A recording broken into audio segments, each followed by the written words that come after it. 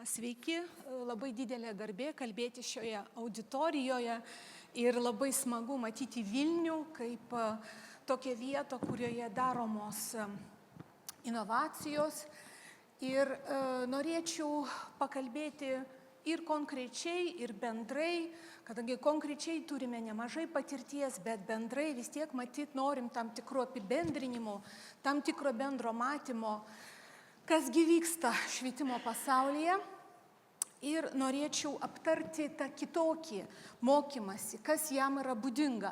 Norėčiau perspėti, kad mano paveiksliukai yra sugeneruoti su dirbtinio intelekto DALL-E programa, tai tam, kad būtų aišku, kad tai nėra autentiškos nuotraukos. Tai kitokios strategijos, tai kuo jos yra kitokios ir ką mes matome kitaip santykėje tarp mokytojų, mokinių, administracijos, tėvų.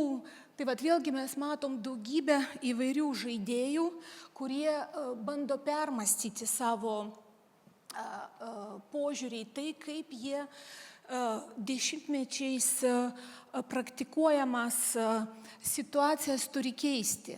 Taigi mes lietuviškai dabar matom daug naujovių ir matom, kad ateina iš pažangių švietimo pasaulio šalių, ateina naujos metodikos ir mes tik spėjame versti į lietuvių kalbą, kartais diskutuojam, kaip turėtume išversti.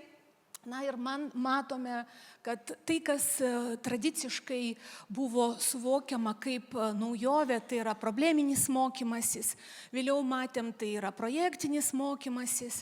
Dabar jau matom, kad kalbam apie sudėtingesnės strategijas. Tai galėtų būti fenomenai, kurie vaikų yra išgyvenami ir tai galbūt panašus konceptai, panašios didelės temos, bet svarbu, kaip vaikas tai išgyvena ir kaip vaikai randa tai savo pasaulyje. Matome dizainų grįstą mokymasi kaip naują, matom iššūkiais grįstą mokymasi, tyrinėjimais, tada naratyvais grįstą mokymasi, pasakojimais, žaidimais. Ir štai matom, pabiro naujos metodologijos ir mes bandom susipažinti su tuo, kasgi čia naujo, kaip reikėtų keisti mūsų praktikas, kaip reikėtų kitaip suvokti santykį tarp mokinių ir mokytojų, tarp mokytojų, mokinių ir mokyklos. Ir matom, kad kažkaip bandoma ieškoti kitokių aplinkų, kitokių principų, bet tai tuo pačiu kelia ir naujus iššūkius. Dauguma šių strategijų remiasi pragmatizmo filosofija, tai gerai žinomas Dewey, Amerikos ugdymo filosofijos pradininkas, kuris kalbėjo apie tai, kad mes mokykloje turim mokyti ir mokytis gyvenimo patirties. Mes turim žiūrėti, koks bus realus pasaulis, kokius realius iššūkius reikia spręsti, kokios tos natūralios, autentiškos sąveikos, kuriuose vaikams reikės dalyvauti. Tai ar daug yra tokių atvejų, kai mes suaugę bendraujame su to paties amžiaus žmonėmis, su žmonėmis, kurie gimė tais pačiais metais. Ne, tai labai retai mūsų gyvenime įvyksta. Mokykloje mes turim tokias nenatūralias, išvalytas, steriles, saugias sąveikas. Tai vėlgi tai, ką mes ilgą laiką laikėm privalumu, saugumas, švarumas ir fizinė prasme, ir tokia pažintinė prasme, mes matom, kad tai dabar laikoma blogiu, savotišku blogiu. Kodėl? Todėl, kad tas sterilumas reiškia, kad ten mes nerandam nerandam tikrojo realaus pasaulio. Dar ką mes galime išmokti iš Dewey pamokų, tai, kad mes tokiais inovatyviais metodais mokome mokinius demokratijai. Mes mokome priimti sprendimus, spręsti, įsitraukti ir demokratija suprantama kaip veiksmas čia ir dabar, veiksmas bendruomenėje. Bet jeigu žiūrėtume ne tik iš gyvenimo patirties mokymosi, bet jeigu žiūrėtume iš tokios perspektyvos, kaip padaryti, kad tas mokslas nebūtų nuobodus, kaip padaryti, kad jis būtų įdomus, nebūtų nutolęs nuo gyvenimo, nebūtų negyvas, tai matom, kad tada sprendimas vaikus, mokinius, paauglius nukreipti į realias aplinkas. Na ir mes sprendžiam problemas tokiu būdu. Ne tik tai, kad mes ruošiam žmogui spręsti tuos realius iššūkius, bet mes čia galim išspręsti problemą fizinio aktyvumo, todėl kad yra didžiulė problema, kai mūsų mokiniai su savo paklusniais kūnais, kaip sakė kažkada Foucault, paklusnus kūnai, jie sėdi sustingę mūsų klasėse. Tai vat mes galim išspręsti tai būtent per fizinį aktyvumą, skatindami išspręsti psichinės sveikatos problemas, todėl kad be abejo tos depresijos, tas nusivylimas, kurį mes stebime mokinių tarpe, tai be abejo tai yra neigiamas atsakas į tai, kas švietimo sistemoje vyksta. Na ir tada galima įtraukti įvairias socialinės grupės. Na, bet ko reikia? Reikia kurti sąsajas tarp formalio ir neformaliojo ugdymo ir tada patalpinti ugdymą į natūralias realaus pasaulio aplinkas. Tai tos aplinkos yra ne tik socialinės, jos yra gamtinės ir tada tai įvairios aplinkos.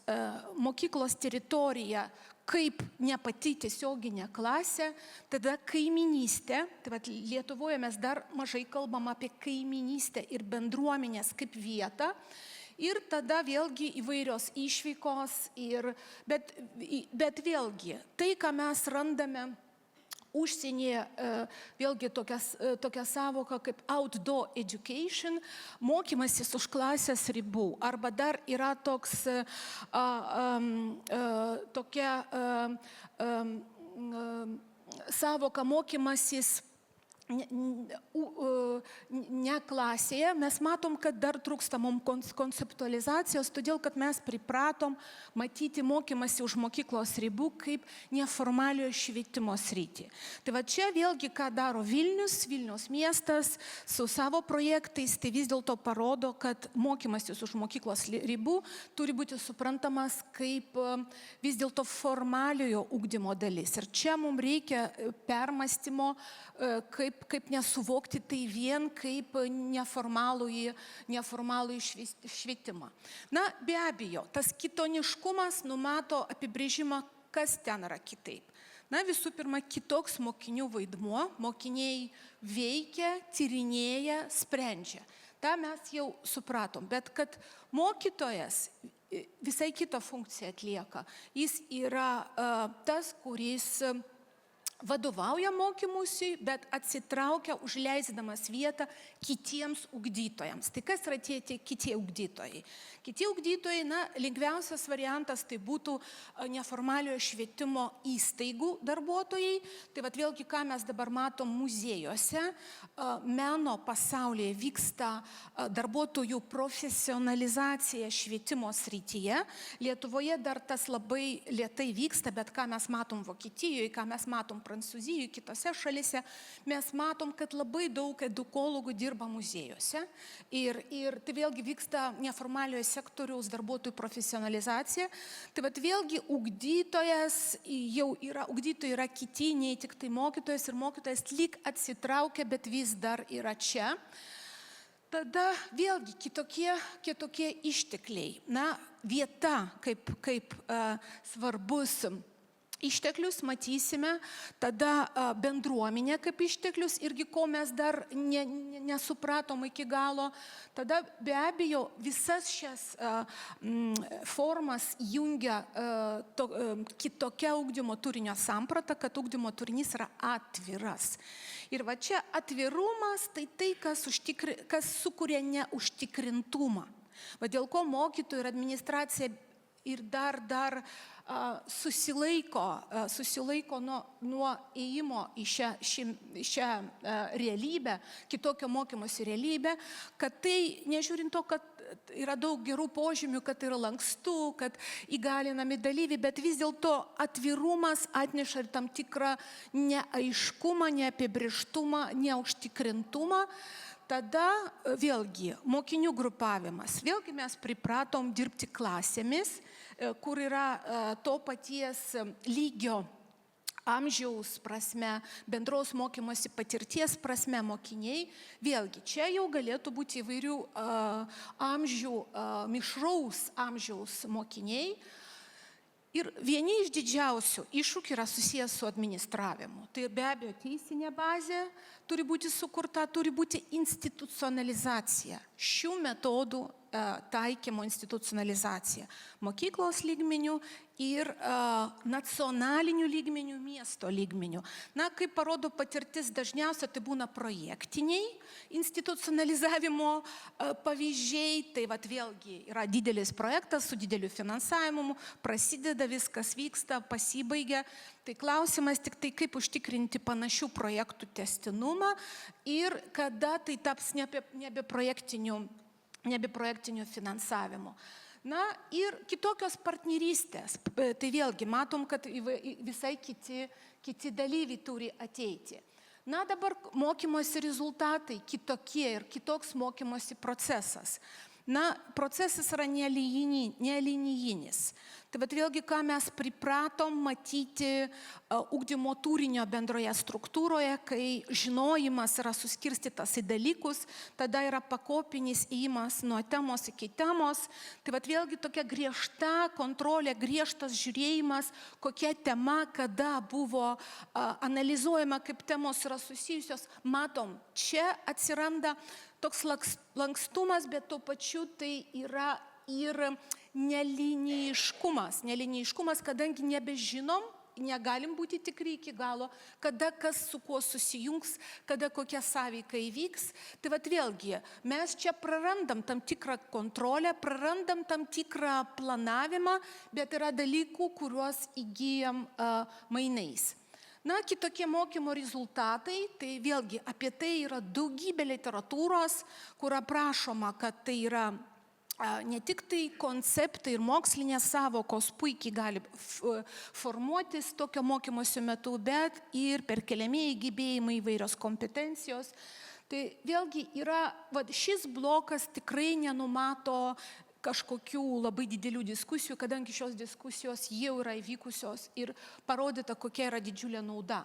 Bet vertinimas, vėlgi, mūsų sekantis žingsnis po pirmo susižavėjimo, po tokių gražių demonstracinių praktikų, kai visos šios gražios strategijos yra diegiamos, mūsų didysis klausimas, kas su vertinimu. Ir mes žinome, kad nacionalinis vertinimas yra nukreiptas į tą standartizuotą testais vertinimą, į valstybinį egzaminą. Ir žinome tą didžiausią iššūkį, kad vėlgi čia turi atsirasti kitokie metodai, turi atsirasti portfolio, aplankas, savęs vertinimas, draugo vertinimas.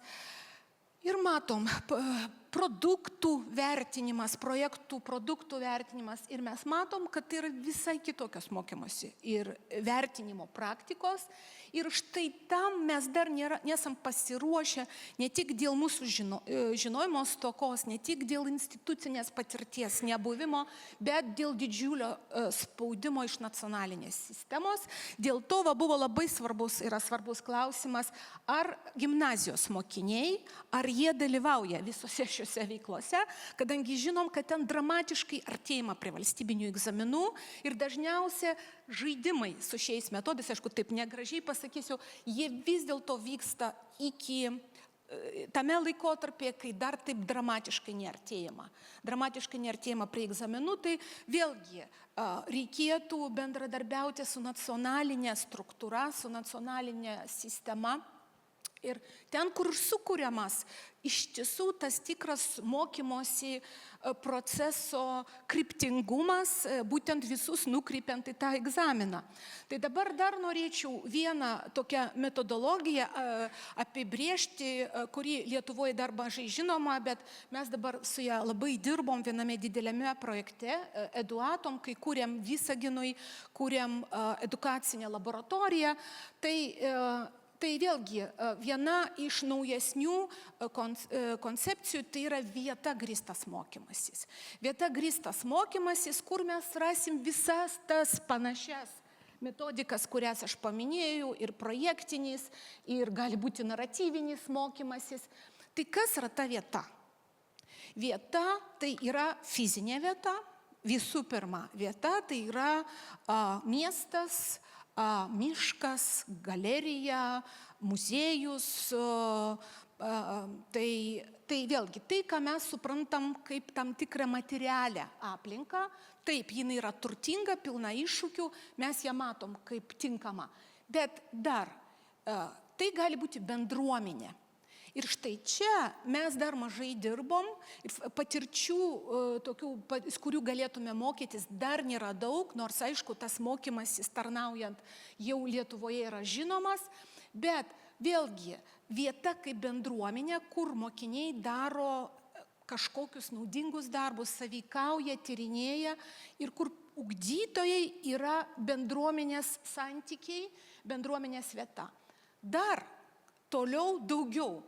Vieta tai yra ne tik fizinė vieta, tai įsivaizduojama vieta, imagined irgi. Tai yra virtuali vieta, tai yra tekstuali vieta, tai yra vieta kaip vidinis pasaulis ir vėlgi fenomenologinis vietos suvokimas, vieta kaip išgyvenama mokinių.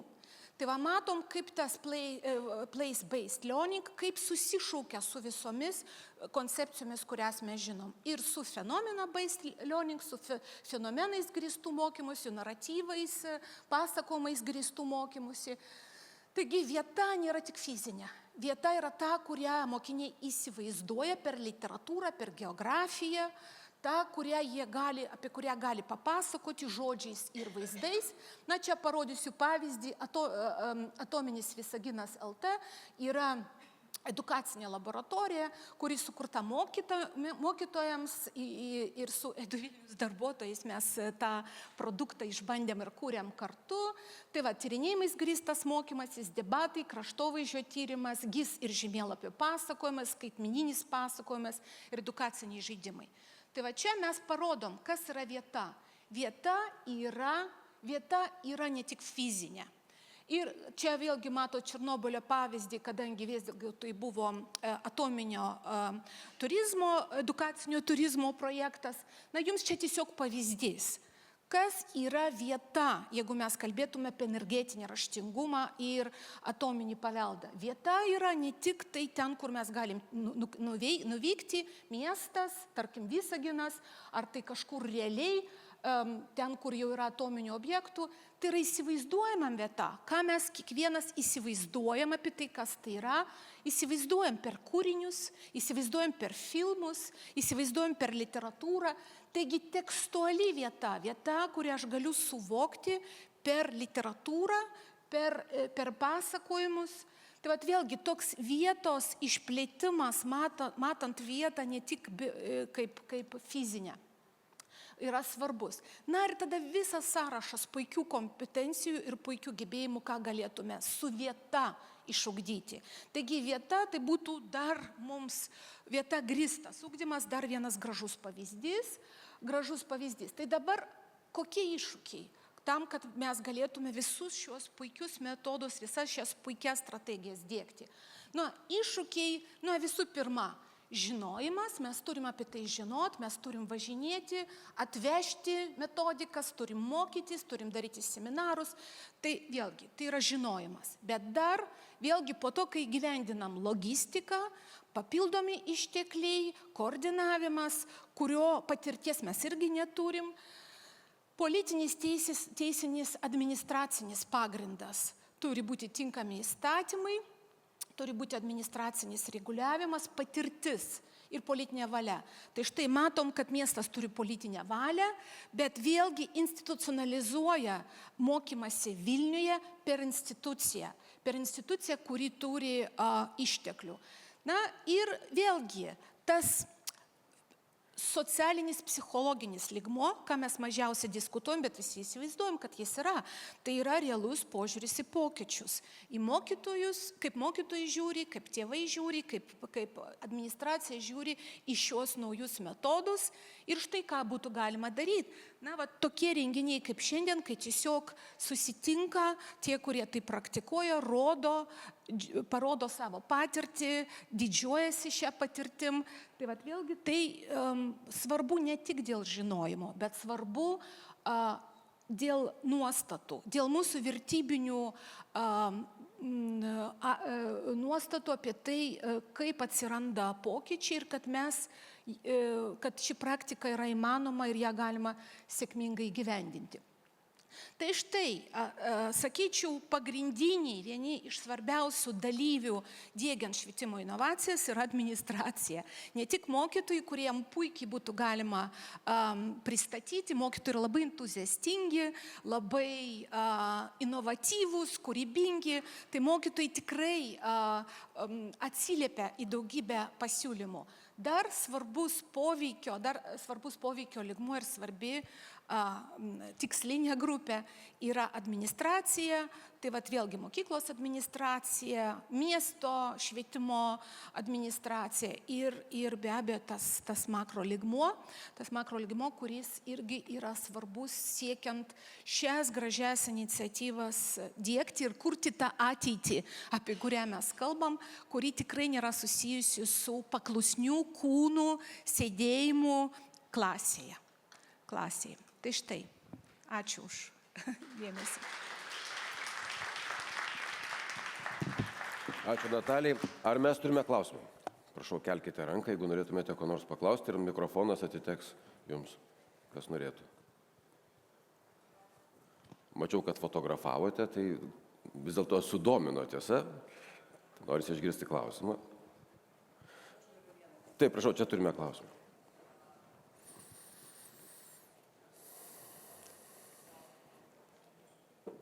Sveiki, malonu čia būt.